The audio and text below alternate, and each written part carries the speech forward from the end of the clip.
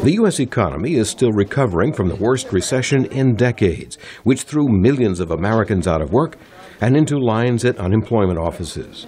There are 10.4 million people still officially unemployed, which is a drop of nearly 2 million over the past year.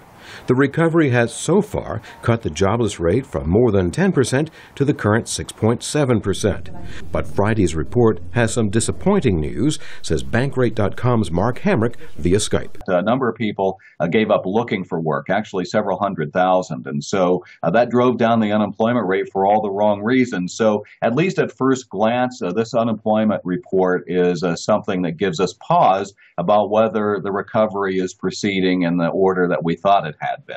Federal Reserve Chairman Ben Bernanke says the economy will continue to strengthen, and that will boost the number of jobs created and cut the U.S. unemployment rate over the next couple of years back to the level that was common in the years before the crisis. The unemployment rate falling to between 6.3 and 6.6% in the fourth quarter of 2014, and then to between 5.3 and 5.8% by the final quarter of 2016.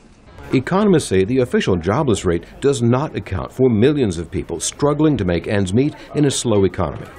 These include people who want to work full-time but can only find part-time employment, and others who have given up their job search because they think there are no jobs available for them.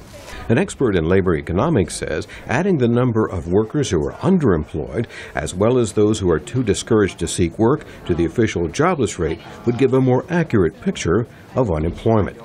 Aparna Mathur researches labor issues at the American Enterprise Institute. I think that unemployment rate is about 13%. So we still have a long way to go. Mathur says many jobless people lack the new skills employers want in a rapidly changing economy, or they lack the money needed to move to cities that have job openings. Recessions always push some people out of work, but this one took a greater toll than usual, leaving 3.9 million unemployed for 6 months or longer. Economists say employers are reluctant to hire people who have been out of work for so long, out of concern they've lost job skills or good work habits. Jim Randle, VOA News, Washington.